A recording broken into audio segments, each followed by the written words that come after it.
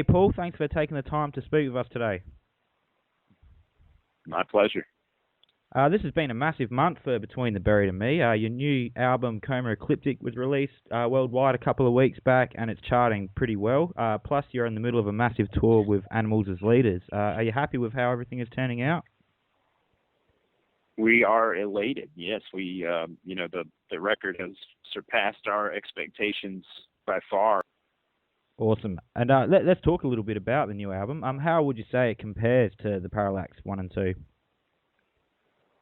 Well, I think it's just the next evolution in our sound.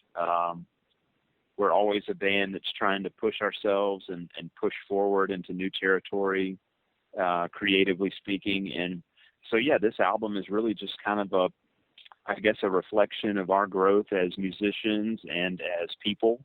And yeah, I wouldn't say it's really a departure from what we've done in the past. I think it's just kind of the next phase, the next evolution of our band's growth. And so we're certainly very happy with it.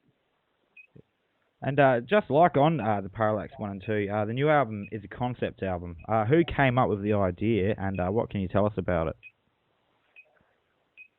Well, Tommy came up with the idea. We basically gave him free rein to pretty much, come up with the concept idea and to write the lyrics for it. So he presented an idea early on in the writing process of, kind of a vague outline of a story of a man who willfully is put into a coma to explore, or I guess revisit past lives that he has experienced in order to determine which life is most suitable for him.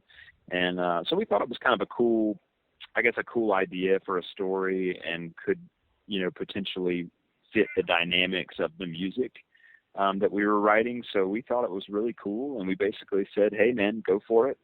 And I think he did a really good job of kind of lyricizing the story and, kind of writing lyrics that were reflective of the musical dynamics.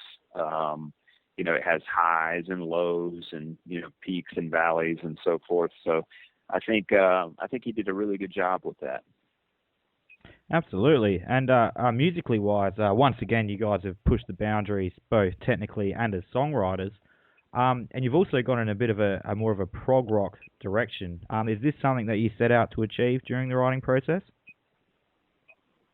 I don't think we intentionally set out for it, but as time has gone on, I think we've been, as a band, we are more and more influenced by, sort of the classic prog rock giants of yesteryear, bands like,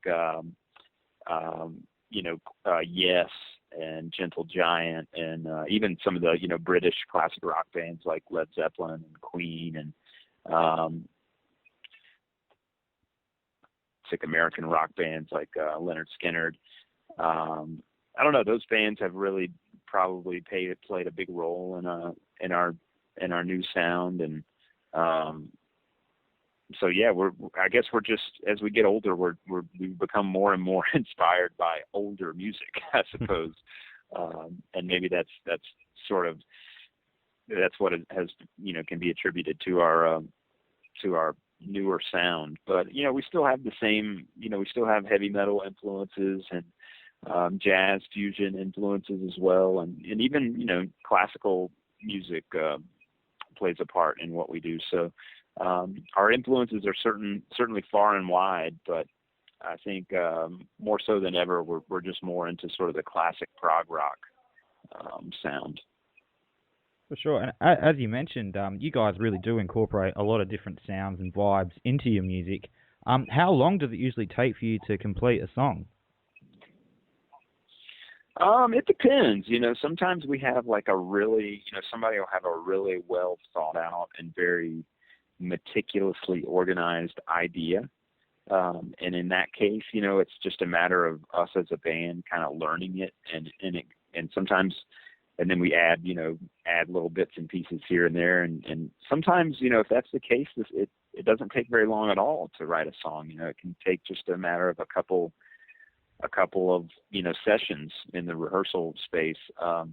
But then there's other times where, maybe the original idea for a tune is a very simple idea, and we have to kind of expand on that and experiment with different ways of building, parts and building songs from a very basic idea. And when we do that, it might take a little longer. It might take, several weeks. So it really just depends on the song and how much substance is there to begin with. You know what I mean? And then we just sort of go from there. Yeah, for sure. And do you have a track from the latest album which you're most proud of? It's hard to say. I mean, I'm really proud of all of them, and we wrote the album to be listened to from start to finish. So to me, it's like I still look at it as like one big song. You know what I mean? But if I had to pick a favorite right now, it's probably, maybe I really like Option Oblivion, which is I think the second to last track on the album. And maybe Famine Wolf. I still really like Famine Wolf as well. So probably one of those two. For sure. And obviously you're in the middle of a tour with Animals as leader and the Contortionist right now. How many of the new tracks are you playing? On this tour, we're playing 3. We're playing the 3 songs that we released prior to the album release. So we're playing Memory Palace, The Coma Machine, and Famine Wolf. And they're going over really well. Crowd seems to dig it, so we're pretty happy. And do you think you'll be adding any more into your set list once you head over to Europe? I don't know. Probably. We probably will. I mean, we still want to kind of mix it up and play some old stuff for people as well, because I know people want to hear some of the older tracks. But yeah, we might switch it up a little bit. Maybe play 1 or 2 different ones from the new album. Beautiful. And obviously you're very busy touring at the moment, but do you have any plans of heading to Australia in the near future? We hope to be down there in 2016, for sure. I mean, we try at least once for every record cycle, and we love to escape the North American winter. So we would love to be down there the early part of 2016. But no plans as of yet. Nothing in concrete quite yet. But we will definitely make our way down there as soon as we can. We'll keep our fingers crossed.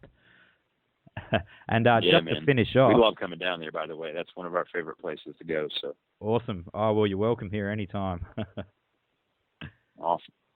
So just to finish off, obviously at the Australian Rock and Metal Institute, we're all about training young people up to being able to be in bands and to living their dreams. What advice can you give to those young people out there that are looking to make it in a band? Well, I mean, you kind of just said it. I mean, it's about making, turning a dream into reality, and that's something that's really hard to do. But if you're willing to put the work in and you're willing to make the sacrifices throughout the process that you have to make, you can do it. And it's, I guess we're living proof of that. We're just basic, just normal guys who really loved playing music and decided that that's what we wanted to do with our lives. And here we are, I'm in my mid-30s and I'm still doing it. So I still feel like I'm living a dream right now. So, again, it takes a lot of work. There's a lot of people that are trying to achieve the same thing, and only a select few actually get the opportunity to do it. So you really have to do everything you can in your power to put yourself in the best possible position to succeed. And that requires, like I said, it requires a lot of hard work, a lot of dedication, and the willingness to make some sacrifices along the way. Oh, well, thanks very much for that, Paul. Good luck with the rest of the tour, and I hope the album's being received well across the world. Thank you very much. So far, so good, and thank you so much for the interview, man. I appreciate it. No more options to go. Wake glimpse of